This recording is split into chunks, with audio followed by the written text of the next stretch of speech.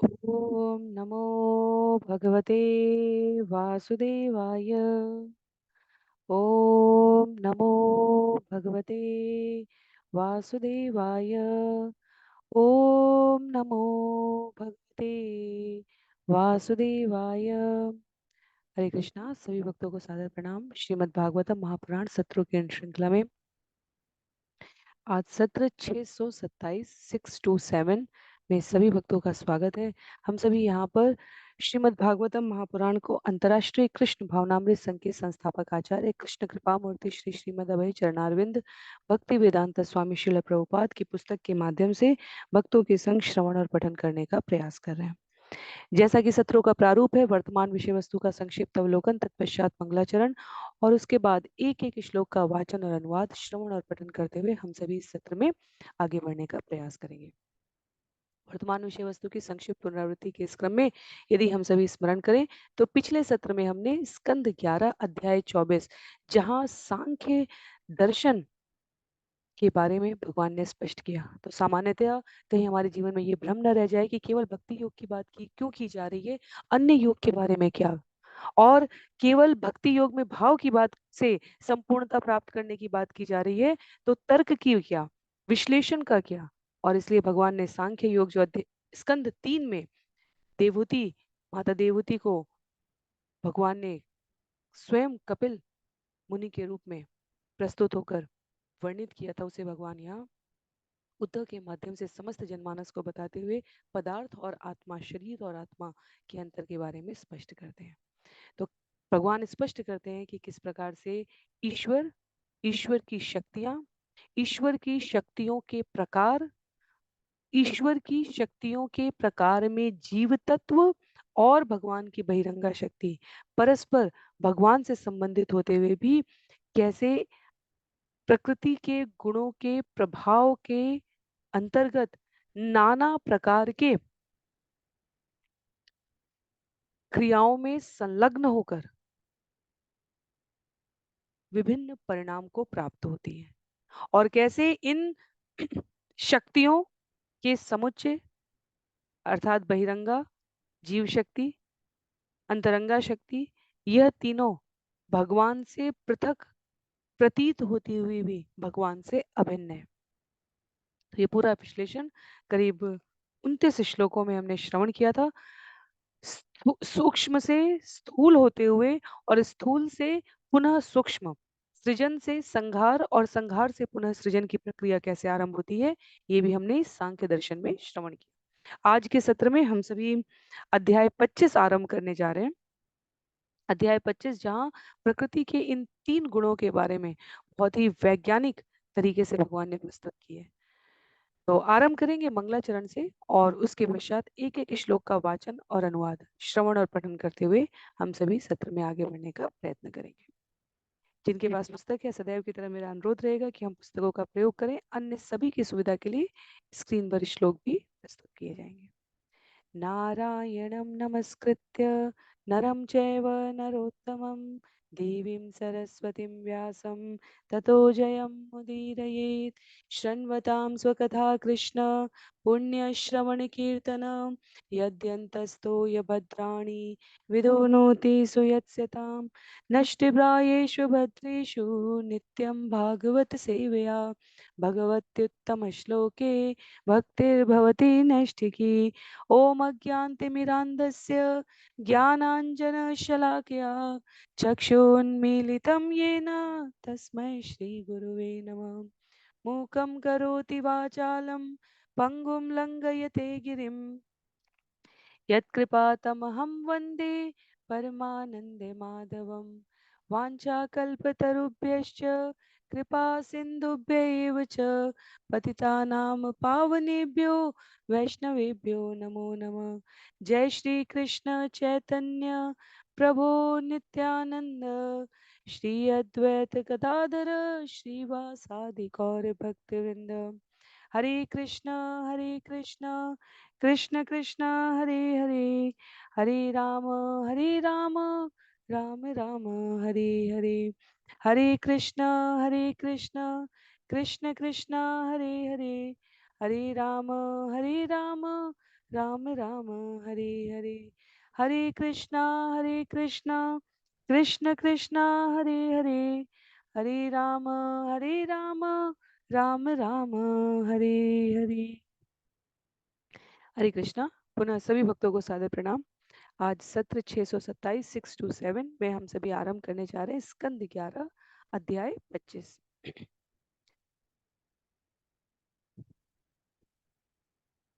मैं screen share करने का प्रयास करती हूँ। करीब 36 श्लोक है यहाँ पर, और एक एक करके हम मन में उठने वाले इन 3 गुणों सतो रजो और तमो के विविध कार्यात्मक स्वरूपों के द्वारा कैसे अनेकानेक अभिव्यक्तियां जो जीवन में है, संयम, सहिष्णुता, क्रोध, लोभ, इन सब के परे जाने का भगवान के द्वारा प्रस्तुत उपाय श्रवण करेंगे। कहते हैं भगवान, श्री भगवान उवाच गुणानाम असम्मिश्राणाम पुमान्येन यथा भवेत् तन्मे पुरुष वरेदम उपधारय संशत। भगवान ने कहा, हे पुरुष श्रेष्ठ, मैं तुमसे वर्णन करूंगा कि जीव किस तरह किसी भौतिक गुण की संगति से विशेष स्वभाव प्राप्त करता है, तुम उसे सुनो।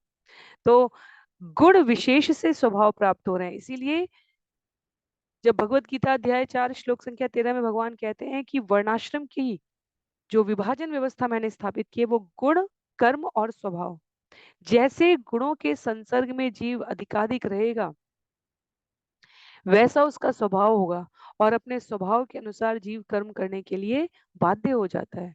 तो जन्मना जातिगत श्रेष्ठता, बुद्धि, सौंदर्य, सामर्थ्य, शक्ति, यश, इससे भगवत प्राप्ति नहीं होती।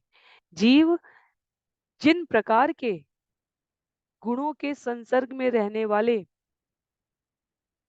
संग को प्राप्त करेगा वैसा उसका स्वभाव हो जाएगा, और उस स्वभाव के अनुसार जीव कर्म करेगा। तो भगवान यहाँ पर कह रहे हैं किस तरह किसी भौतिक गुण की संगति से जीव विशेष स्वभाव प्राप्त करता है। सतोगुण की संगति में कैसा, रजोगुण की संगति में कैसा स्वभाव, और फिर तमोगुण की संगति में कैसा स्वभाव। श्लोक संख्या 2 से आगे कह रहे हैं, शमो दम तितिक्षेक्षा तप सत्यम दया स्मृति तुष्टि त्यागो स्पृहा श्रद्धा हृदयादि स्वनिवृत्ति कामिहा मदस्तृष्णा स्तंभ आशीर्भिदा सुखम मदोत्साहो यश प्रीति हास्यम वीर्यम बलोद्यम क्रोधो लोभो नृतम हिंसा यांचा दंभ क्लम कली शोक मोह विषादाति निद्राशाभिरनुद्यम सत्वस्य रजसश्चैतास्तमश्चाश्च अनुपूर्वश वृत्तयो वर्णितप्राया सन्निपातम् अथो शृणु। मन तथा इंद्रिय संयम, सहिष्णुता, विवेक, नियत कर्म का पालन, सत्य, दया, भूत तथा भविष्य का सतर्क अध्ययन, किसी भी स्थिति में संतोष, उदारता, इंद्रिय तृप्ति का परित्याग, गुरु में श्रद्धा, अनुचित कर्म करने पर व्यग्रता, दान, सरलता, दीनता तथा अपने में संतोष, ये सतोगुण के लक्षण हैं। भौतिक इच्छा, महान उद्योग, मद, लाभ में भी असंतोष, मिथ्या अभिमान, भौतिक उन्नति के लिए प्रार्थना, अन्यों से अपने को विलग तथा अच्छा मानना, इंद्रिय तृप्ति, लड़ने की छटपटाहट, अपनी प्रशंसा सुनने की चाह, अन्यों का मजाक उड़ाने की प्रवृत्ति, अपने बल का विज्ञापन तथा अपने बल के द्वारा अपने कर्मों को सही बताना, ये रजोगुण के लक्षण हैं। असह्य क्रोध, कंजूसी, शास्त्रीय आधार के बिना बोलना, उग्र घृणा, परोपजीवन, दिखावा, अति थकान, कलह, शोक, मोह, दुख, उदासी, अत्यधिक निद्रा, झूठी आशा, भय तथा आलस्य, ये तमोगुणी लक्षण है। अब इन तीनों के मिश्रण के बारे में सुनो। तो कुछ सेकंड का समय लेकर हम सभी इन स्क्रीन पर दिखने वाले गुणों को एक बार अवलोकन करेंगे। हो सकता है हम में एक से अधिक प्रकार के गुणों का मिश्रण हो, इसलिए भगवान आगे वो भी स्पष्ट करेंगे। पर कुछ समय के लिए किसकी अधिकता हमारे जीवन में दिखती है, उस पर हम आत्मावलोकन करेंगे। यहाँ कोई किसी को कुछ अलग से बताने नहीं जा रहा है। भागवतम में भगवान के द्वारा सतोगुण में रहने वाले व्यक्ति के अधिकाधिक जिसके जीवन में सतोगुण हो, इसका अर्थ ये नहीं है कि रज और तम की न्यूनता नहीं होगी। पर कुछ क्षण के लिए विचार करते हैं कि क्या हमारे जीवन में सत्य है, दया है, भविष्य के सतर्क अध्ययन पर, अनुचित कर्म करने पर क्या उससे प्रायश्चित करने की, उससे छुटकारा पाने की, उससे अपने आप को स्वीकारोक्ति करके उस कर्म फल से अपने आप को परे करने की प्रवृत्ति है? क्या सरलता है जीवन में? क्या संतोष है? क्या इंद्रिय तृप्ति का परित्याग और गुरु में श्रद्धा है? तो आज भगवान कहते हैं यहाँ पर ये सतोगुण के लक्षण है। और क्या हम अपने जीवन में प्रशंसा सुनने की अधिकाधिक चाह रखते हैं, अन्यों का मजाक उड़ाने की प्रवृत्ति रखते हैं, अपने बल के द्वारा अपने कर्म की को सही बताने का विचार रखते हैं? क्या हम में भौतिक उन्नति के लिए आवश्यकता से परे की कामना है? क्या हम लाभ प्राप्त होने पर भी असंतुष्ट रहते हैं?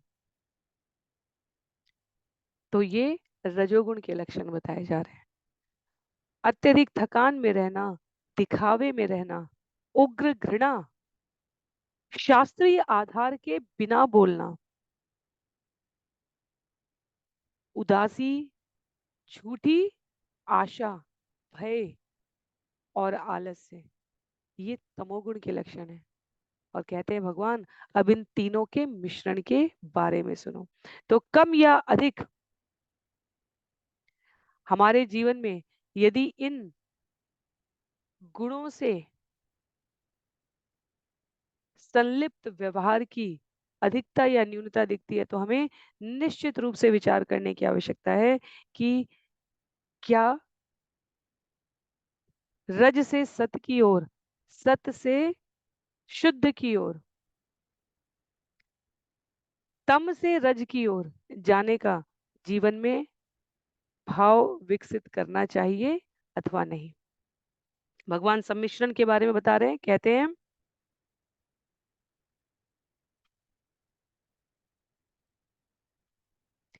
सन्निपातस्त्वहम इति ममेत्युद्धव यामति व्यवहार सन्निपातो मनो मात्रेन्द्रियासु भी। हे उद्धव, मैं और मेरा मनोवृत्ति में तीनों गुणों का सम्मिश्रण रहता है। इस जगत के सामान्य व्यवहार जो मन, अनुभूतियों के विषयों, इंद्रियों तथा शरीर की प्राणवायु द्वारा संपन्न किए जाते हैं, भी गुणों के सम्मिश्रण पर आधारित होते हैं।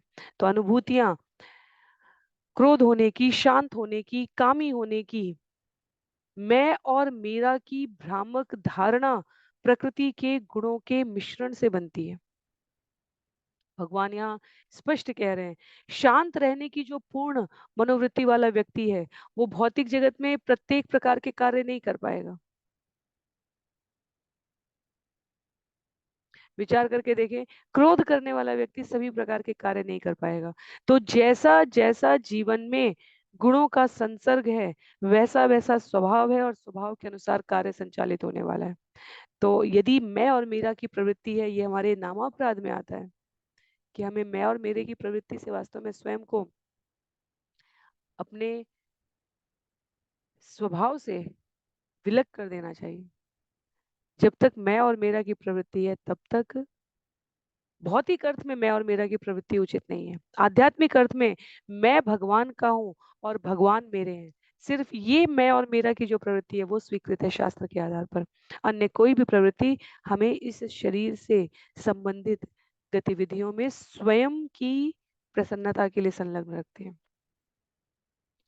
तो ये चेतना की जो शुद्ध अवस्था, मैं कृष्ण का नित्य दास हूँ, यहाँ लिखते हैं आचार्य, और मेरी एकमात्र संपत्ति भगवान की प्रेम भक्ति है। ये जो शुद्ध अवस्था है, ये प्रकृति के गुणों से परे है। तो यदि हम देखें तो अध्याय का नाम ही है प्रकृति के तीन गुण तथा उनसे परे। और हम यहाँ पर इस विश्लेषण के द्वारा यही समझने का प्रयास कर रहे हैं कि अभी तक हमारे जीवन में क्या प्रकृति के तीन गुणों के द्वारा संचालित हो रहा है और क्या हम उससे परे जाने के लिए कर सकते हैं। आगे कहते हैं श्लोक संख्या 7 में,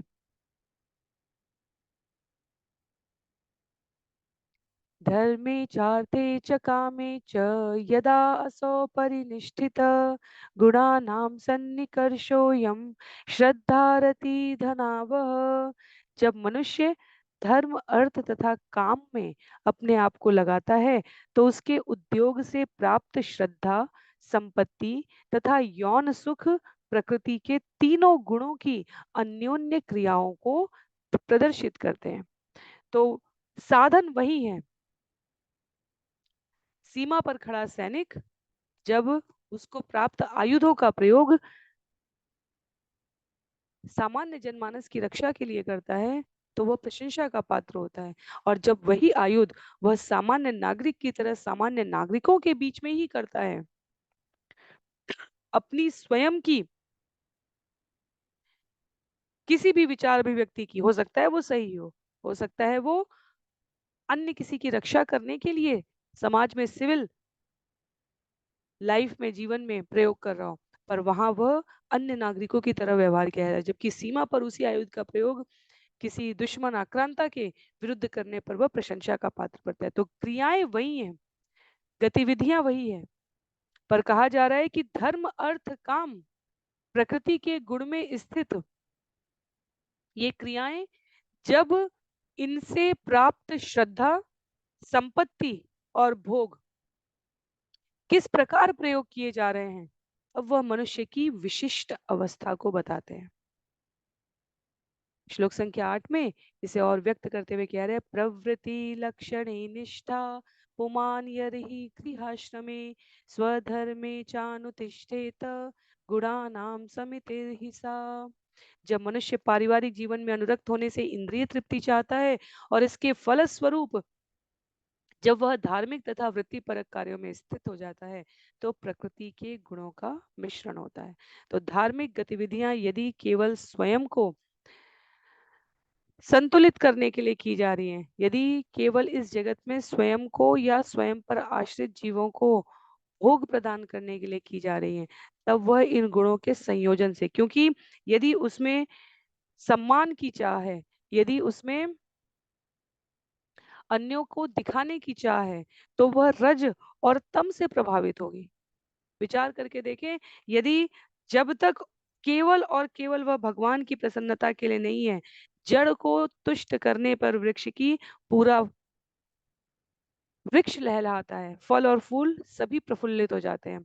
पर यदि ये धार्मिक और वृत्तिपरक कार्य स्वयं की इंद्रिय तृप्ति के लिए हैं, तो वह इस जगत में फंसे रहने का मार्ग प्रशस्त करते हैं। जबकि यदि ये निस्वार्थ भाव से किए जा रहे हैं तो यह सतोगुणी भाव को प्रसन्न प्रस्तुत करते हैं, और यदि केवल भगवान की प्रसन्नता के लिए हैं तो शुद्ध सत्व को दर्शित कराते हैं। तो अंतर समझना हमारे लिए आवश्यक है। कार्य जो संपादित हो रहे हैं वो किस गुण विशेष के द्वारा किस प्रकार का परिणाम फलीभूत करेंगे, वो यहाँ भगवान स्पष्ट करते हैं। पुरुषम सत्व संयुक्तम अनुमीयात क्षमादिभि कामादिभि रजो युक्तम क्रोधादैत तमसायुतम। आत्म संयम जैसे गुणों को प्रदर्शित करने वाला व्यक्ति मुख्यतया सतोगुणी माना जाता है। इसी तरह रजोगुणी व्यक्ति अपनी विषय वासना से पहचाना जाता है तथा तमोगुणी व्यक्ति क्रोध जैसे गुण से जाना जाता है। तो जो स्वयं का किंचित नुकसान करके भी समाज की शांति में, अन्यों को तुष्ट करने में, अन्यों को अपने स्वभाव से प्रेरित करने में अपना समय व्यतीत कर रहे हैं, वह सतोगुण में उपस्थित कहे जाएंगे। जो इन कार्यों के द्वारा अन्यों में प्रतिस्पर्धा जैसी भावना को प्रज्वलित करेंगे, वह रजोगुणी कहे जाएंगे, क्योंकि वह फिर अन्यों को भी प्रतिस्पर्धा के लिए प्रेरित कर रहे हैं। और जो केवल अपनी इंद्रिय तृप्ति के लिए क्रोध में है, वो तो सरल तरीके से पहचाने जा सकते हैं कि वे तमोगुण में अवस्थित हैं। तो क्रोध बुरा नहीं है, लोभ भी बुरा नहीं है। आचार्य स्पष्ट करते हैं किस वृत्ति के साथ किया जा रहा है ये क्रोध। माता पिता गुरु अभिभावक स्वामी का क्रोध, संयमित क्रोध, अपने पर आश्रित उत्तरदायित्व के बोध का वहन करने के लिए किया गया क्रोध, वो सात्विक क्रोध है। भगवान ने भी क्रोध किया है अपने भक्तों की रक्षा करने के लिए। हमारे आचार्य कहते हैं ऐसा कोई भाव नहीं है जो भगवान में प्रस्तुत नहीं है। भगवान ने क्रोध भी प्रदर्शित किया पर भक्तों की रक्षा के लिए। क्रोध हमारे नियंत्रण में है या हम क्रोध के नियंत्रण में है, ये विचार करने का भाव है। ये सतोगुणी क्रोध है या तमोगुणी क्रोध है, इसकी भिन्नता ले आता है। तो इस प्रकार हर तत्व को, हर प्रकृति के गुण से प्राप्त अनुभव को इन तीन गुणों की कसौटी पर देखने से स्पष्टता आती है। आगे कहते हैं यदा भजति माम भक्त्या निरपेक्ष स्वकर्म भी तम सत्व प्रकृतिम विद्यात् पुरुषम स्त्रियमेव वा। कोई व्यक्ति चाहे वह पुरुष हो या स्त्री, यदि अपने नियत कार्यों को बिना किसी आसक्ति के मुझे अर्पित करते हुए मेरी पूजा करता है तो वह सतोगुणी समझा जाता है। बहुत ही स्पष्ट विषय है ये। भगवान ने इस संबंध में भगवद गीता अध्याय 9 में भी मन मना भव मद भक्तो मद्याजी माम नमस्कुरु, भगवान ने वहां भी स्पष्ट किया कि किस भाव से किया जा रहा है कार्य। यदि अपने नियत कर्मों को बिना किसी आसक्ति के मुझे अर्पित करते हुए जीव कर रहा है तो उस कर्म फल के विधान को वहन करने की जिम्मेदारी मेरी आ जाती है। इसलिए भगवान योग शिवम वामहम कहे जाते हैं। यदा आशीष आशस्य माम भजेत स्वकर्म भी तम रज प्रकृतिम विद्यात हिंसा माशास्य तामसम। जब कोई व्यक्ति भौतिक लाभ पाने की आशा से अपने नियत कर्मों द्वारा मेरी पूजा करता है उसका स्वभाव रजोगुणी समझना चाहिए। और जब कोई व्यक्ति अन्यों के साथ हिंसा करने की इच्छा से मेरी पूजा करता है तो वह तमोगुण में स्थित माना जाता है। तो स्पष्ट है, इससे अधिक स्पष्टता से कुछ भी नहीं कहा जा सकता कि हम कार्य करने की किस प्रवृत्ति से प्रेरित हैं। स्वयं की तुष्टि के लिए हैं, अन्यों को हानि पहुंचाने के लिए हैं, या केवल निमित्त। एक राजा राज्य पर होने वाले आक्रमण की पूर्व सूचना से तैयारी करके प्रजा की रक्षा के लिए अपने नियत कर्म का, क्योंकि राजा के रूप में वो भगवान का प्रतिनिधि है, भगवत गीता में भगवान अपनी विभूति में स्पष्ट कहते हैं, ईश्वर से आवश्यक शक्ति बुद्धि और सामर्थ्य की प्रार्थना करते हुए रणभूमि में जाता है। वो प्रजा की रक्षा करने के भाव से अपने आप को उद्यत कर रहा है तो वह सतोगुणी कहा जाएगा। एक राजा अपने राज्य के विस्तार के लिए शांति प्रिय अन्य राज्य को अनावश्यक रूप से अतिक्रमण करके हथियाना चाहता है, वो रजोगुण में कहा जाएगा। इससे पूर्व सतोगुण में वो राजा भी कहा जाएगा जो अनाचारी राजा के, अन्य अनाचारी राजा के प्रभाव से दूषित पीड़ित प्रजा को मुक्त कराने के लिए उस राज्य पर आक्रमण करे, वो भी सतोगुणी कहा जाएगा। रजोगुणी वो कहा जा रहा है जो शांत राज्य में अव्यवस्था युद्ध के लिए उन्हें अनावश्यक रूप से ढकेलते हुए अपने राज्य की सीमाओं के विस्तार के लिए आक्रमण करता है, वो रजोगुणी कहा जाएगा। और तमोगुणी वो कहा जाएगा जो अन्यों के साथ हिंसा करने की इच्छा से मेरी पूजा करेगा, जो बिना किसी आवश्यकता के स्वयं की प्रजा पीड़ित है पर उन पर अपनी इंद्रिय तुष्टि के लिए अनेकानेक प्रकार के अ- अनावश्यक करों का और भार डाल देगा। राजा वही है, सैनिक वही है, शासन करने की व्यवस्था की भिन्नता के अनुसार राजा का किस गुण में संसर्ग है ये स्वभाव प्रकट हो जाता है। आगे कहते हैं श्लोक संख्या 12 में, सत्वं रजतम इति गुणा जीवस्य नैव मे चित्त जायेतु भूतानां सज्जमानो निबध्यते। प्रकृति के तीनों गुण सतो रजो तथा तमोगुण जीव को तो प्रभावित करते हैं, मुझे नहीं। उसके मन में प्रकट होकर ये जीव को भौतिक शरीरों तथा अन्य उत्पन्न वस्तुओं से अनुरक्त होने के लिए प्रेरित करते हैं और इस तरह जीव बंध जाता है। तो जीव भगवान की तटस्था शक्ति है, यहाँ आचार्य लिखते हैं, और वह भगवान की मोहमयी शक्ति द्वारा बहिरंगा शक्ति द्वारा अभिभूत होने की संभावना रखता है। पर भगवान मोह के परम नियंता है। भगवान नहीं अपनी शक्ति से प्रभावित हो रहे हैं। भगवान की शक्ति भगवान की अध्यक्षता में संचालित हो रही है, और किसी भी स्तर पर मोह कभी भगवान को नियंत्रित नहीं कर सकता। इसी तरह भगवान श्री कृष्ण के संबंध में हम ये देखें तो सारे जीवों के लिए जो सेवा के नित्य लक्ष्य हैं, साध्य हैं, वे भगवान हैं, और जीव सदैव भगवान के नित्य दास है। तो भगवान और भगवान की शक्तियों की ये भिन्नता हमें स्पष्ट रहनी चाहिए। शक्तियों के विस्तार में अंतरंगा, बहिरंगा और तटस्था। तटस्था शक्ति से समस्त जीवों का उद्भव हुआ है। अंतरंगा भगवान की लादनी शक्ति है, और बहिरंगा शक्ति ये मोह, ये प्रकृति का विस्तार, ये इनके अनुक्रम विभाग में आता है। तो भगवान अपनी शक्तियों से निश्चित रूप से भौतिक शक्ति से प्रभावित नहीं होते। आध्यात्मिक शक्ति से भगवान प्रसन्न होते हैं, पर भौतिक शक्ति से भगवान, भौतिक शक्ति की सामर्थ्य नहीं है। तटस्था शक्ति अपने सेवा भाव से भगवान को अपने वश में कर सकती है। भगवान भक्तों के कहते हैं भक्त मेरे शिरोमणि हैं। जब अम्बरीश महाराज और दुर्वासा ऋषि का प्रसंग आया था, तब भी भगवान ने ये स्पष्ट किया था। तो प्रकृति के जो 3 गुण हैं, ये बहिरंगा शक्ति में प्रकट हो रहे हैं, जिनकी हम यहाँ पर चर्चा कर रहे हैं। और जब बद्धात्मा जीव भौतिक मनोवृत्ति के साथ इन गुणों को ग्रहण करेगा, तो गुण अपनी सीमा में अपना प्रभाव अवश्य दिखाएंगे। पर जब जीव इन गुणों के परे सभी प्रकार के कर्मों का अंतिम उद्योग परिणाम भगवान को समर्पित करके रखता है, तो वो अपने हृदय को शुद्ध कर लेता है। तब प्रकृति के गुण उस पर और अधिक प्रभाव नहीं दिखला पाते, क्योंकि आध्यात्मिक स्तर पर भौतिक प्रकृति का प्रभाव नहीं होता है। ये हम सबका अनुभव है। कई बार जो जीव शुद्ध सत्व की अवस्था में है, यही विकार क्रोध, लोभ, मोह उनके सामने भी परिलक्षित होता है, पर वह उसको नियंत्रित करने में, संयमित करने में, उसके परे जाकर व्यवहार करने में समर्थ होते हैं। जब दिति और अदिति का प्रसंग आता है, तब कश्यप मुनि के बारे में हमने देखा किस प्रकार दिति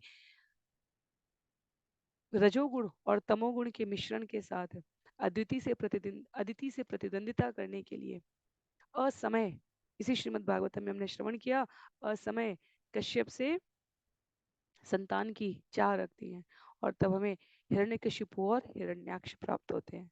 तो गुणों के प्रभाव से जीव प्रभावित होता रहेगा जब तक वो अपने किए गए कर्मों को अपने हृदय की शुद्धि के लिए और भगवान की प्रसन्नता के लिए प्रयोग समर्पित नहीं करता है। श्लोक संख्या 13 में कहते हैं, यदो इतरो जयेत सत्वम भास्वरम विशदम शिवम तदा सुखेन युज्येत धर्म ज्ञानादिभिः पुमान्।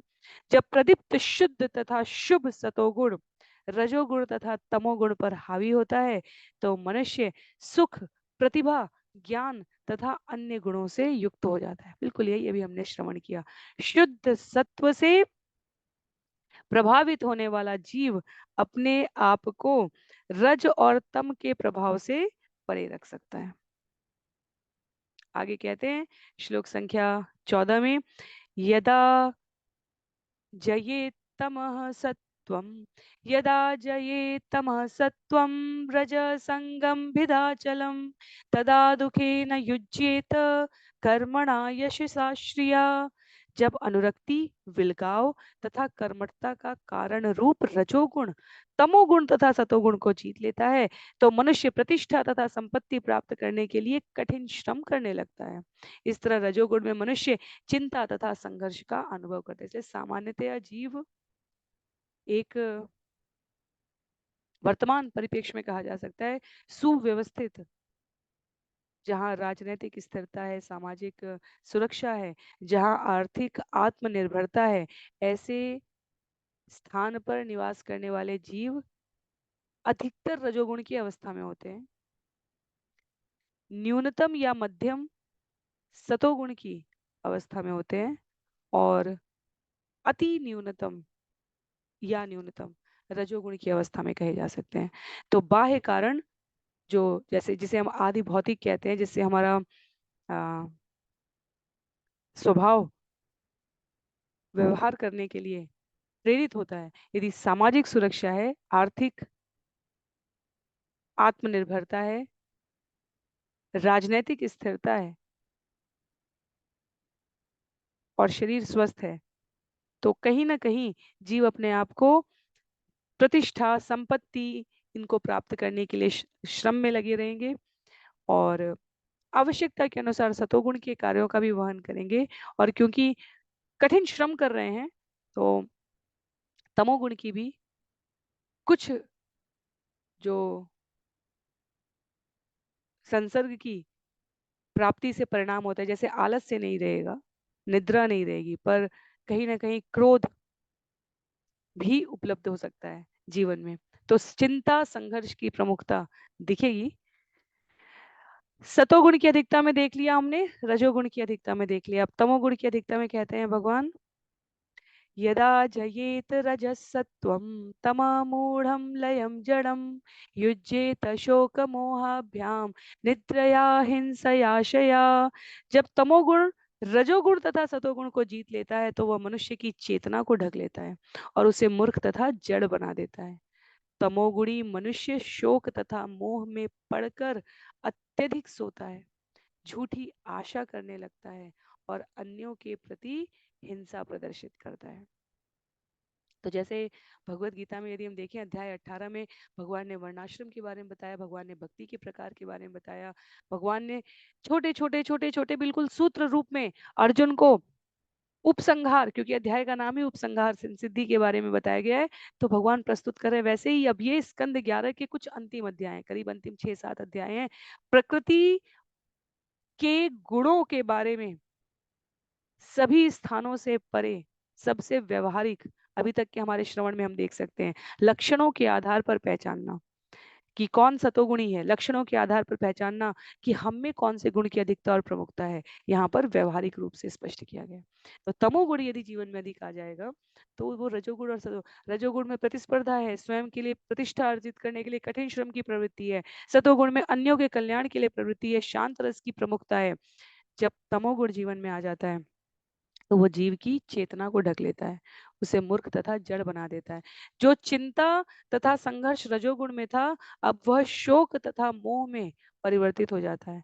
और शोक है जीवन में, तो जीव अधिक सो रहा है, झूठी आशा कर रहा है, और मोह है अधिक, तो अपनी सुरक्षा, भय, रक्षा करने के लिए वो आवश्यकता से अधिक हिंसा करने में भी प्रवृत्त हो सकता है। कहते हैं भगवान, यदा चित्तं प्रसीदेत इंद्रियाणाम च निवृत्ति देहे अभयम मनोसंगम तत्सत्वं विद्धि मत्पदम। जब चेतना स्वच्छ हो जाती है और इंद्रियां पदार्थ से विरक्त हो जाती हैं, तो मनुष्य भौतिक शरीर के भीतर निर्भीकता तथा भौतिक मन से विरक्ति का अनुभव करता है। इस स्थिति को सतोगुण की प्रधानता समझनी चाहिए, क्योंकि इसमें मनुष्य को मेरा साक्षात्कार करने का अवसर मिलता है। तो पदार्थ से विरक्त होने वाली इंद्रियां, भोग करने की प्रवृत्ति से परे होने वाली इंद्रियां जीव की चेतना को स्वच्छ करती है। चेतो दर्पण मार्जनम भव महादावाग्नि निर्वापणम। चेतो दर्पण मार्जनम, हरिनाम हमें चेतो दर्पण, मन की मलिनता को दूर करता है, इंद्रिय पदार्थ से विरक्त करता है, और इस स्वच्छ चेतना के साथ जीव निर्भीक होता है। जो भगवान के चरणों में बंधा हुआ है, वो ही इस जगत में निर्भीक रह सकता है।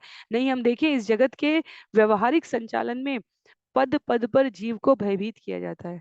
आप जीवित हैं तो ठीक है, आपकी मृत्यु के पश्चात आपके आश्रितों पर क्या होगा, इसके लिए इंश्योरेंस कराइए। इंश्योरेंस खराब के अर्थ में नहीं कहा जा रहा है, यहाँ पर ये समझने के लिए बताया जा रहा है कि ये जगत व्यवहारिक रूप से भय एक आवश्यक तत्व के रूप में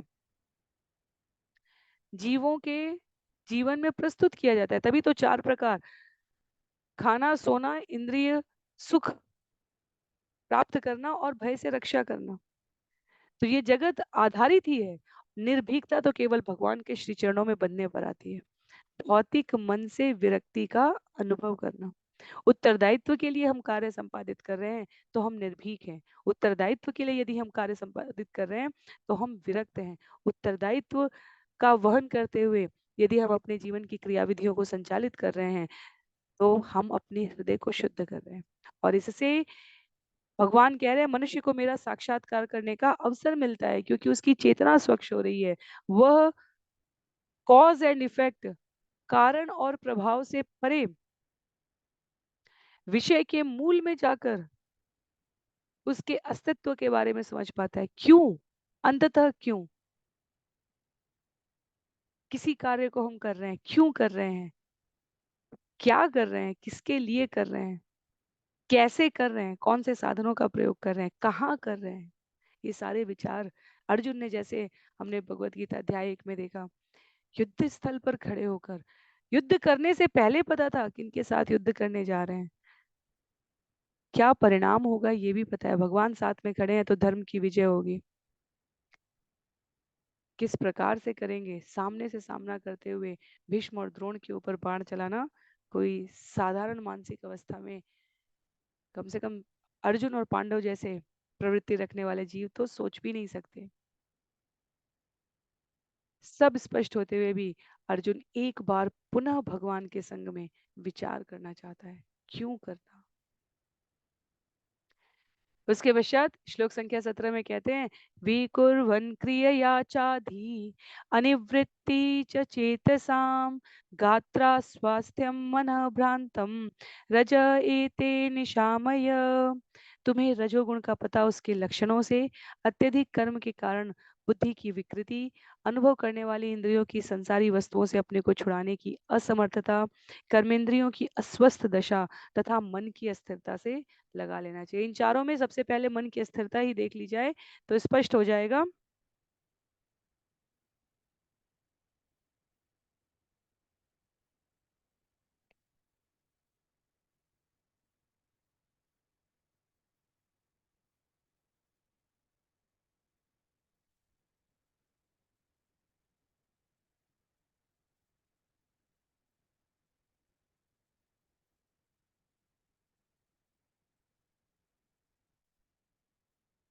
हरे कृष्णा।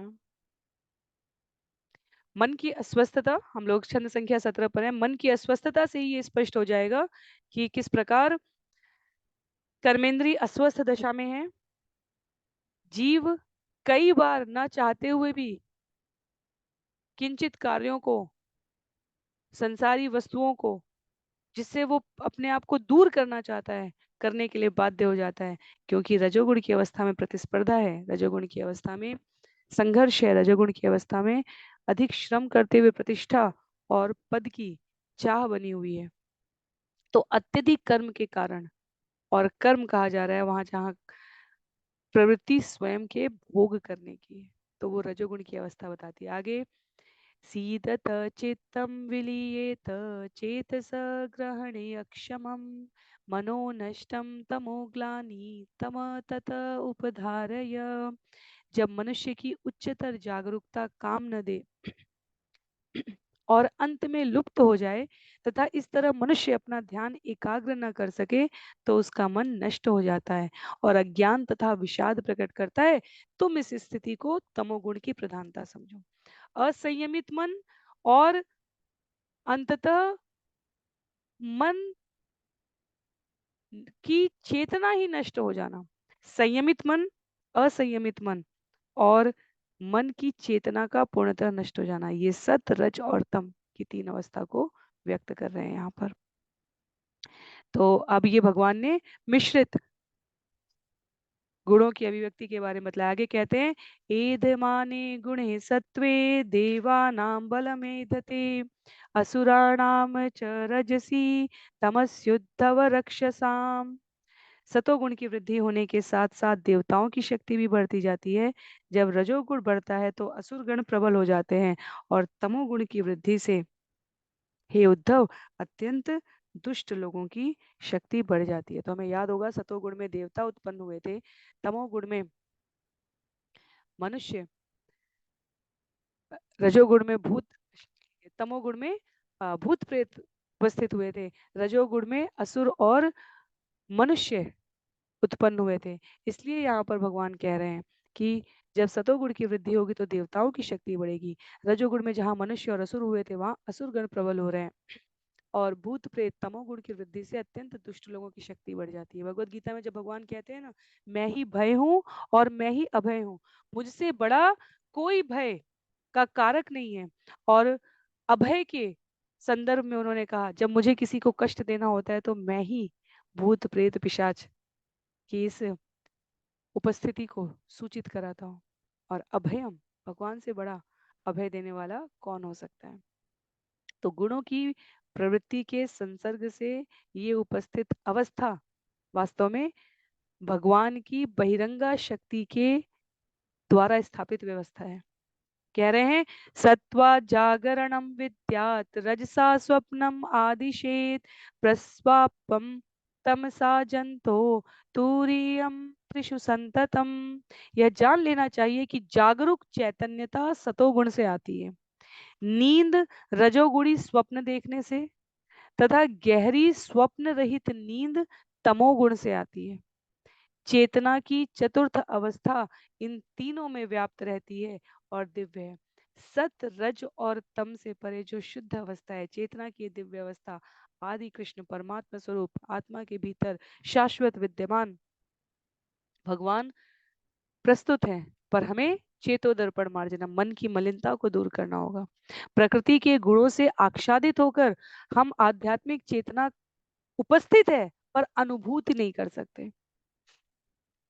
चेतना अपने मूल स्वभाव के रूप में जीव में शाश्वत विद्यमान है, पर अनुभूति करने के लिए हमें इन गुणों से परे जाकर व्यवहार करना होगा। सामान्य जागृति, स्वप्न, सुषुप्ति सभी अवसर पर ये चेतना हमारे भीतर उपस्थित है। पर जब हम चैतन्यता, जो सतोगुण का लक्षण है, नींद रजोगुणी लक्षण कहा जा रहा है, और गहरी स्वप्न रहित नींद, इन तीनों से परे चेतना की चतुर्थ अवस्था में जब अपने आप को प्रस्तुत करते हैं, तब हम इसको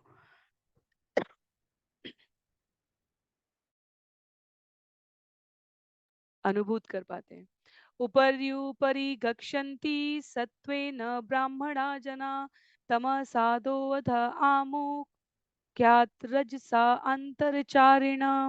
वैदिक संस्कृति के प्रति समर्पित विद्वान पुरुष सतोगुण से उत्तरोत्तर उच्च पदों को प्राप्त होते हैं, किंतु तमोगुण मनुष्य को सिर के बल निम्न से निम्नतर जन्मों में गिरने के लिए बाध्य करता है। रजोगुण से मनुष्य मानव शरीरों में से होकर निरंतर देहांतरण करता रहता है। तो ये महत्व की बात है समझने के लिए। इतने व्यवहारिक स्तर पर गुण हमारे जीवन में किस प्रकार कार्य करता है, यहाँ भगवान स्पष्ट कर रहे हैं। सतोगुण के द्वारा जीव उत्तरोत्तर उच्च पदों पर अपने आप को गतिमान कर सकते हैं, उत्तरोत्तर उच्च पदों पर। तो संभव है कि यदि जीवन में पुण्य कर्मों की अधिकता है तो स्वर्ग से ऊपर तपह लोक महर लोक प्राप्त होने लग जाए। तमोगुण मर्त्य लोक से नीचे के लोकों में जीव को लेकर जाएगा, और यदि रजोगुण की अधिकता है तो धराधाम पर ही जीव विभिन्न मानव शरीरों में देहांतरण करता रहेगा। तो तमोगुण में जो रहते हैं वो जीवन के लक्ष्य के बारे में बहुत गहरे भ्रम में है, वो इस स्थूल शरीर को आत्मा मानकर व्यवहार कर रहे हैं। रजोगुणी वाले प्रतिष्ठा अधिकार के लिए उत्सुक रहते हुए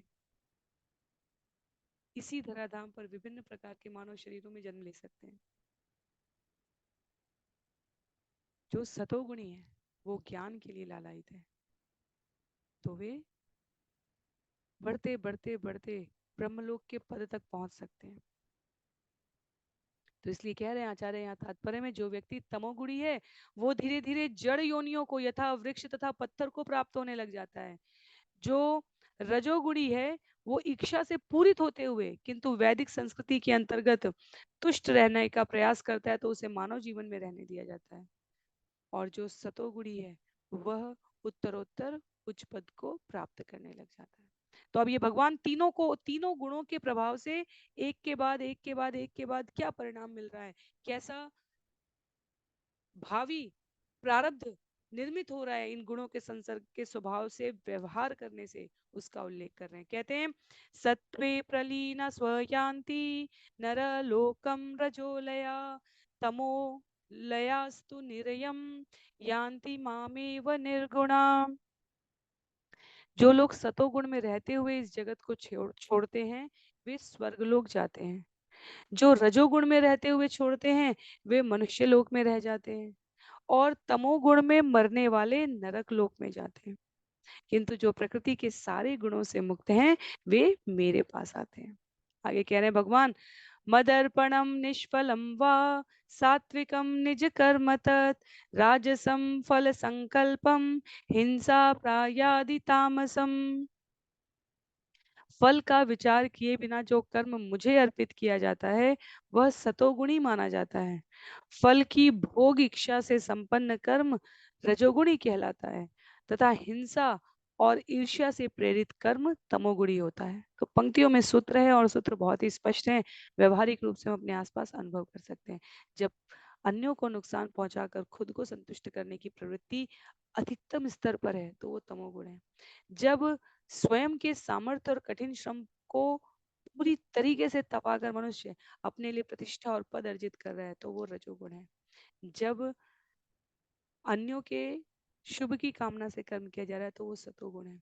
और शुद्ध सत्व कहा जा रहा है जब कर्म फल बिना किसी कामना के भगवान को अर्पित किया जा रहा है। आगे कहते हैं भगवान श्लोक संख्या 24 में, कैवल्यम सात्विकम ज्ञानम रजो वैकल्पिकम च यत् प्राकृतम तामसम ज्ञानम मतनिष्ठम निर्गुणम स्मृतम। परम ज्ञान सात्विक होता है, द्वैत पर आधारित ज्ञान राजसी होता है, और मूर्खतापूर्ण भौतिकतावादी ज्ञान तामसिक होता है।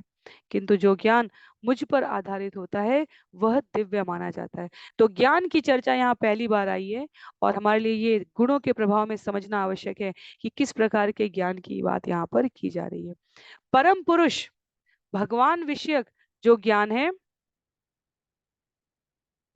वह सात्विक है, जिससे भगवान के बारे में हमारे जीवन में बोध प्रवृत्ति बढ़ती है। जो ज्ञान हमें जीवों के भीतर उच्चतर आध्यात्मिक शक्ति की उपस्थिति का स्मरण कराता है वह सात्विक ज्ञान है। रजोगुण का ज्ञान जीव को अधिकाधिक रूप से इस जगत में प्रयास करके भौतिक उपलब्धियों को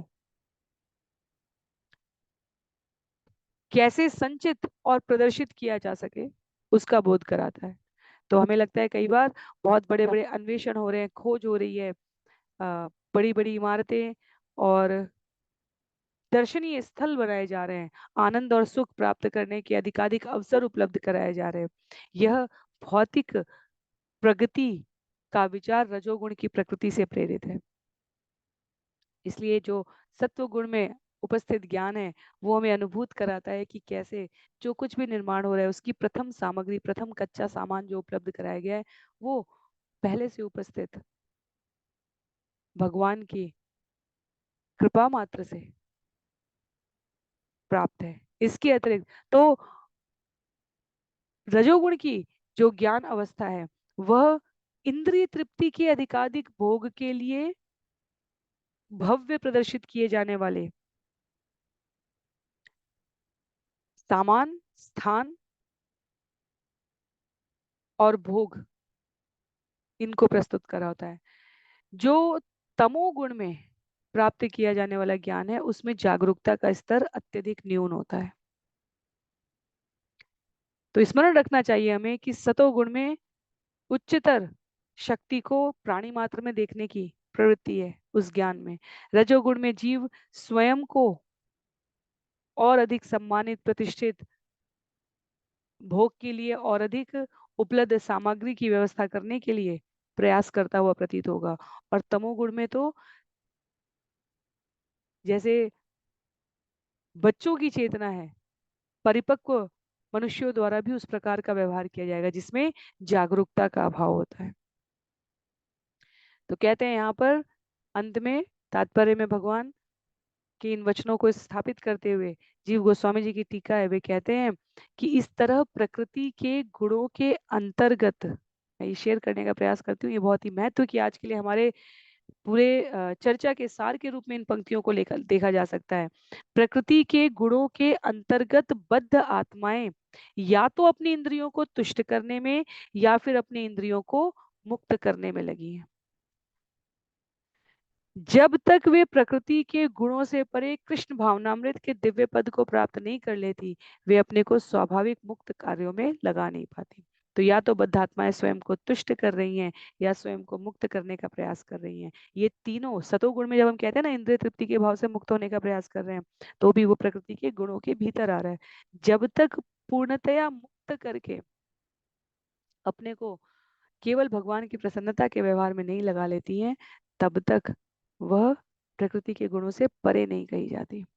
आगे लिखा है, वनम तु सात्विको वासो ग्रामो राजस उच्यते तामसम द्यूत सदनम मत निकेतम तो निर्गुणम। जंगल का वास सतोगुणी, कस्बे का वास रजोगुणी, जुआ घर का वास तमोगुणी तथा मेरे धाम का वास दिव्य होता है। भगवान गुणों के प्रभाव के कार्य बता रहे हैं, स्वभाव बता रहे हैं, परिणाम बता रहे हैं। अब गुणों के वशीभूत होकर जीव किस प्रकार का स्थान ग्रहण करता है।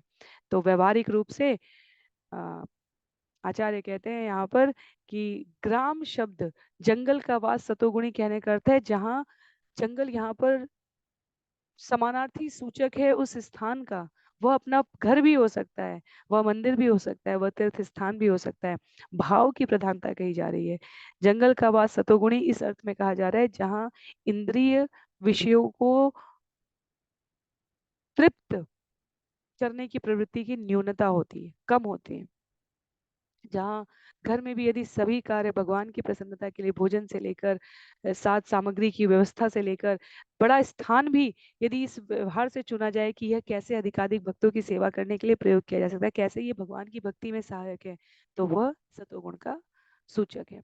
कस्बे का वास रजोगुणी इस अर्थ में कहा जा रहा है जहाँ जीव जंगल के वास से कस्बे के वास में, तो जिस परिवार में जहाँ साज सज्जा की सामग्री प्रभावित करने के लिए अन्यों को अपना अपना महत्व दिखाने के लिए हम कितने संपन्न हैं या हम कितने सामर्थ्यशाली हैं ये दिखाने के लिए, तो वो रजोगुण का प्रभाव है।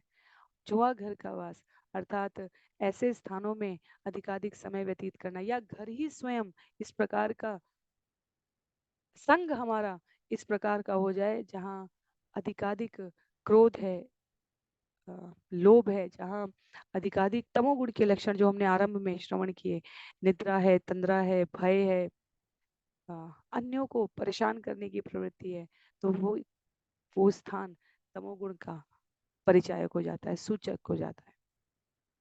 आगे कहते हैं श्लोक संख्या 26 में, सात्विक कारको संगी रागांध राजस स्मृत तामस स्मृति विभ्रष्टो निर्गुणो मदपाश्रय।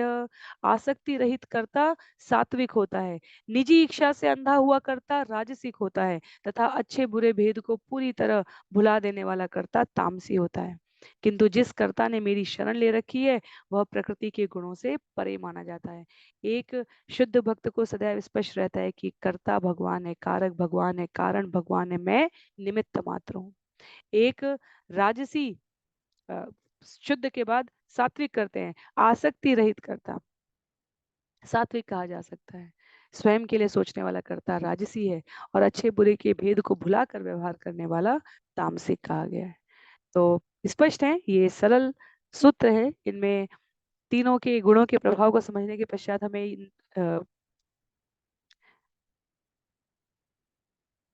परिणामों से प्राप्त जो सूत्र यहाँ उपलब्ध कराए जा रहे हैं इनको स्वीकार करने में कोई आपत्ति नहीं होनी चाहिए, क्योंकि हम ये सब अपने आसपास स्वयं के व्यवहार से, अन्यों के व्यवहार से, समाज के सामान्य व्यवहार से अनुभव कर सकते हैं। श्लोक संख्या 27 में कहते हैं, सात्विकी आध्यात्मिकी श्रद्धा कर्म श्रद्धा तो राजसी तामसे धर्मे या श्रद्धा मत सेवायाम तो निर्गुणा। आध्यात्मिक जीवन की दिशा में लक्षित श्रद्धा सात्विक होती है, सकाम कर्म पर आधारित श्रद्धा राजसी होती है और अधार्मिक कृत्यों में निवास करने वाली श्रद्धा तामसी होती है। किंतु मेरी भक्ति में जो श्रद्धा की जाती है वह शुद्ध रूप से दिव्य होती है। श्रद्धा के प्रकार हमने भगवत गीता में श्रवण किए हैं, अध्याय 17 श्रद्धा के विभाग वहां बताते हैं भगवान किस प्रकार कौन सी श्रद्धा। हम बड़े बड़े ऐसे शरीर को कष्ट देने वाले कार्य कर रहे हो, उसे तमोगुण की श्रद्धा में कह दिया गया है।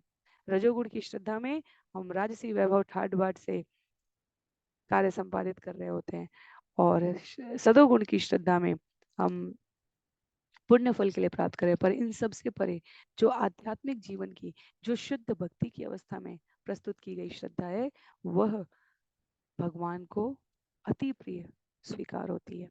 श्लोक संख्या 28 में कह रहे हैं, पथ्यम पूत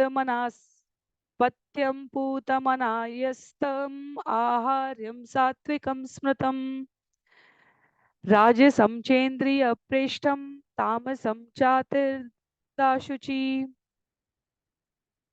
जो भोजन लाभप्रद, शुद्ध तथा बिना कठिनाई के उपलब्ध हो सके वह सात्विक होता है। जो भोजन इंद्रियों को तुरंत आनंद प्रदान करता है वह राजसी होता है, और जो भोजन गंदा हो तथा कष्ट उत्पन्न करने वाला हो वह तामसी होता है। तो ये तो बहुत ही स्पष्ट सरल पंक्ति है कि किस प्रकार का भोजन सात्विक है, राजसिक है और तामसिक है। पत्रम पुष्पम फलम तो यम, भगवान का भक्त तो भोजन भी नहीं ग्रहण करता। कहा जाता है वो वेजिटेरियन नहीं होता।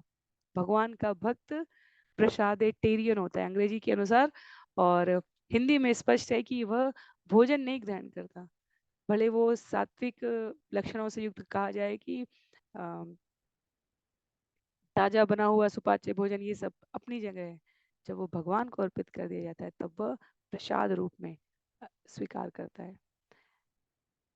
उसी प्रकार से सुख के बारे में तो लगभग लगभग अर्जुन और भगवान का जो प्रसंग रहा है वो उद्धव और भगवान का प्रसंग हो गया। यहाँ पर भगवान संक्षिप्त में जीवन जीने वाले सूत्र प्रदान कर रहे हैं कि हम सदैव हम किन गुणों के प्रभाव में है ये देख सकें। कह रहे हैं, सात्विकम सुखम आत्मोत्तम विषयोत्तम तु राजसम तामसम मोह दैन्योत्तम निर्गुणम मदपाश्रयम।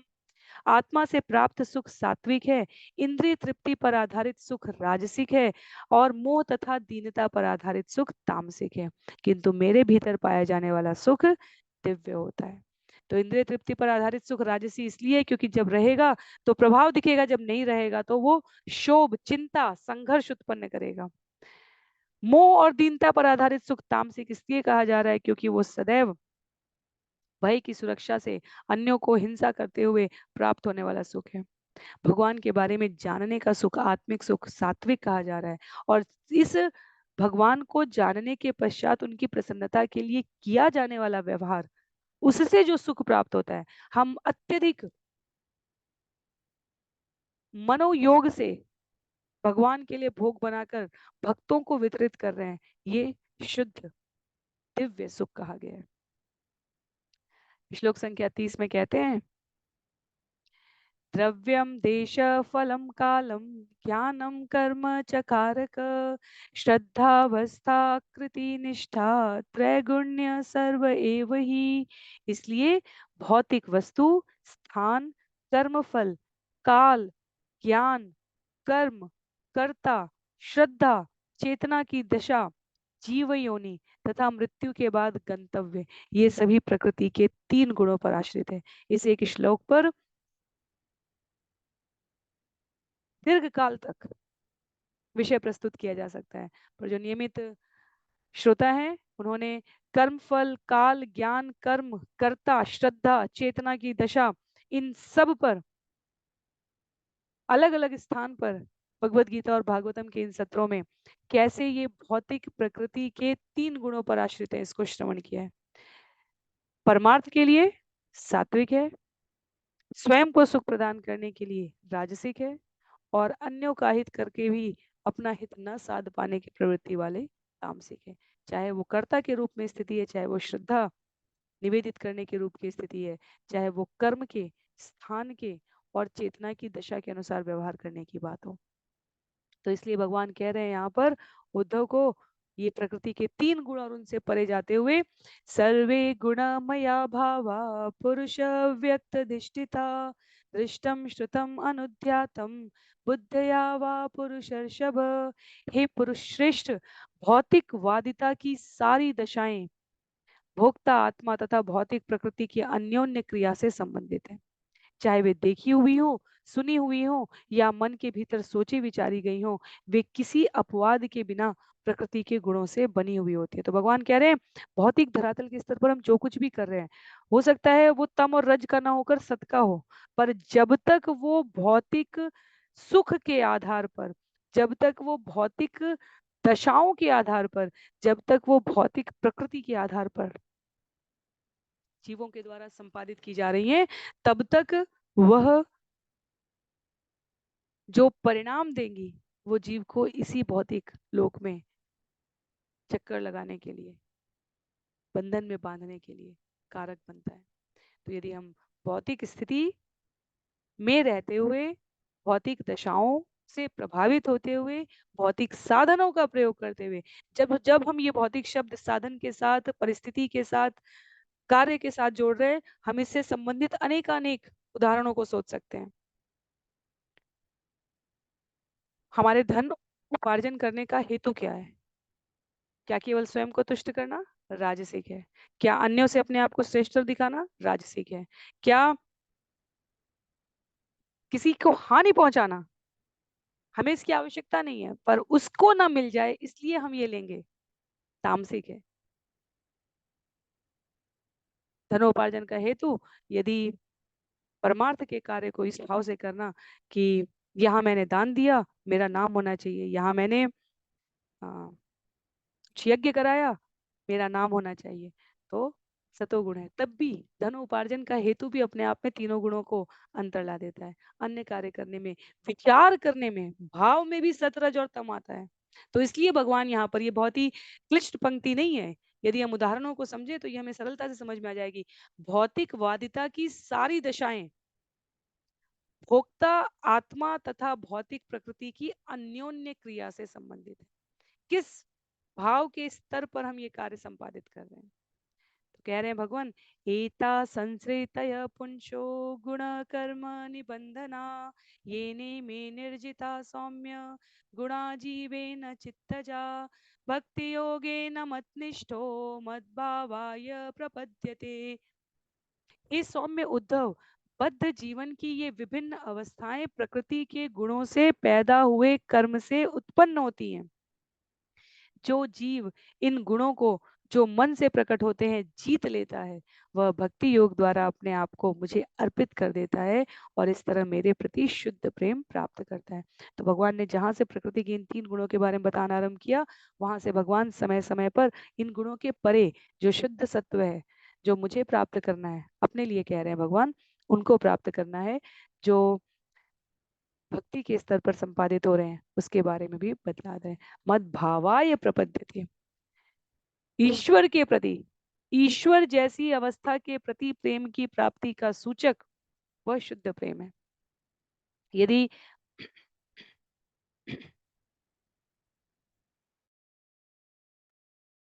यदि बद्ध जीव भ्रमवश अपने को प्रकृति के गुणों का असली भोक्ता समझ बैठता है, तो वह शुद्ध प्रेम नहीं है भगवान के प्रति। ऐसा करने से विशेष प्रकार का कर्म करेगा, उस विशेष प्रकार के कर्म से प्राप्त फल से बद्ध जीव जन्म मृत्यु के चक्र में ही बना रहे।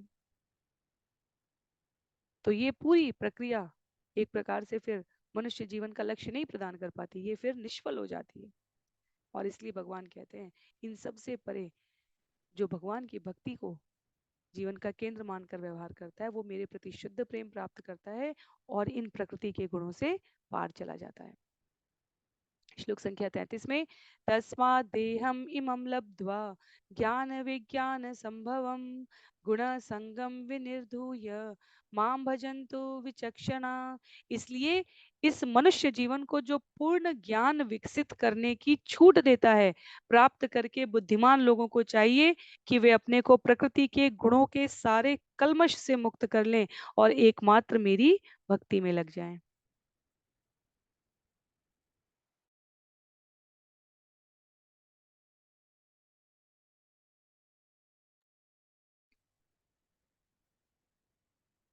अंतिम कुछ श्लोक है इस अध्याय के, अंतिम 3-4 श्लोक, जहां पर भगवान कह रहे हैं कि ये मनुष्य शरीर वो पूर्ण ज्ञान प्राप्त करने के लिए प्रदान किया गया है, जिसे पाकर जीव अपने आप को प्रकृति के गुणों के कलमश से मुक्त कर पाए और समस्त कार्यों के केंद्र में मुझे समझते हुए अपने आप को इस भौतिक संगति से मुक्त करे। श्लोक संख्या 34 में भगवान स्पष्ट कर रहे हैं, कहते हैं निसंगो माम भजेत विद्वान अप्रमत्त जितेंद्रिय रजस्तमश्च भीजयेत सत्व संशेवया मुनि। समस्त भौतिक संगति से मुक्त तथा मोह से मुक्त बुद्धिमान साधु को चाहिए कि अपनी इंद्रियों का दमन करे और मेरी पूजा करे। उसे चाहिए कि सतोगुणी वस्तुओं में ही अपने को लगाकर रजो तथा तमोगुणों को जीत ले। सत्वं चाभिजयेत युक्तो नैरपेक्षेण शांतधि संपद्यते गुणैर्मुक्तो जीवो जीवं विहाय माम। तब भक्ति में स्थिर होकर साधु को चाहिए कि गुणों के प्रति अन्यमनस्क रहकर सतोगुणों को जीत ले। इस तरह अपने मन में शांत एवं प्रकृति के गुणों से मुक्त आत्मा अपने बद्ध जीवन के कारण का ही परित्याग कर लेता है और मुझे पा लेता है। हम इस जगत में तब तक आते हैं जब तक हमारे भीतर इन गुणों से प्रभावित रहकर किंचित मात्र भी कलमशता बची हुई है। कह रहे हैं भगवान, मन को शांत करके प्रकृति के गुणों से मुक्त होकर अनमनस्क रहकर भक्ति में स्थिर होकर, और इनका जो विपरीत है, यदि अर्थात यदि हम भक्ति में युक्त नहीं है, प्रकृति के गुणों में युक्त हैं और मन अशांत है, तो ये हमारा इस जगत में रहने का कारण है। जिस क्षण हमारा मन शांत है, हम प्रकृति के गुणों के प्रति अन्य मनस्क हो गए हैं, कोई लगाव नहीं है, इन गुणों से मुक्त हो गए हैं और व्यवहार कहाँ कर रहे हैं, भक्ति में प्रवृत्त रहते हुए कर रहे हैं, तो हमारे बद्ध जीवन के होने का कारण ही वहां पर समाप्त हो गया। और वो कारण समाप्त होने के पश्चात जीव, भगवान कहते हैं, उनको प्राप्त कर लेता है। भगवान की प्रेमा भक्ति से अनुरक्त होकर पूर्ण आध्यात्मिक जीव प्रकृति के गुणों में रुचि ही नहीं लेता। सनातन गोस्वामी के लिए अन्य कंकड़ पत्थर और चिंतामणि एक समान थे। वह अपने इस शरीर से अधिकाधिक, सर्वाधिक नहीं, अधिकाधिक पूरा समय, सभी गोस्वामी, यहाँ सनातन गोस्वामी का संदर्भ चिंतामणि के संदर्भ में, समस्त जीवन, समस्त कार्य, और देखा जाए तो यदि सभी जीव इस प्रकार से व्यवहार करने लगे तो चैतन्य महाप्रभु द्वारा ये विशेष कलयुग है जिसमें चैतन्य महाप्रभु आते हैं और जो सूचना प्रेषित की गई है उसका विचारवान जीव प्रयोग करके अपने आप को इस बद्ध जीवन के कारण से ही परित्याग कर ले जाने में सक्षम है। तो अंतिम श्लोक है आज के लिए, श्लोक संख्या 36 इस अध्याय का भी संभवतः ये अंतिम श्लोक है। जीव जीव विनिर्मुक्त गुणे च आशय संभवे मयेव ब्राह्मणा पूर्णो न बहि न अंतरश्चरेत। मन की सूक्ष्म बद्धता तथा भौतिक चेतना से उत्पन्न गुणों से मुक्त हुआ जीव मेरे दिव्य स्वरूप का अनुभव करने से पूर्णतया तुष्ट हो जाता है। वह न तो बहिरंगा भक्ति में शक्ति में भोग को ढूंढता है, न ही अपने मन में ऐसे भोगों का चिंतन या स्मरण करता है। तो सूक्ष्म बद्धता कहाँ? भगवान के श्री चरणों में। भौतिक चेतना से उत्पन्न गुणों से मुक्त हुआ जीव बहिरंगा शक्ति में नहीं ढूंढता गुणों को, नहीं ढूंढता अपने लिए भोग को। चैतन्य चरितामृत में जब हम श्रवण करने का प्रयास करेंगे, जब भगवान और भगवान के पार्षदों की लीलाओं का उल्लेख है, इस जगत का समस्त वैभव और ऐश्वर्य एक युवा सन्यासी के चरणों में वारने के लिए बड़े बड़े राजा खड़े हैं और चैतन्य महाप्रभु भक्त के रूप में जो उपस्थित हैं वो प्रदर्शित करते हैं कि किस प्रकार इस जीवन का कोई ऐश्वर्य मेरे काम का नहीं है यदि वो मुझे भगवत भक्ति ना दिखाए, प्रेरित ना करे।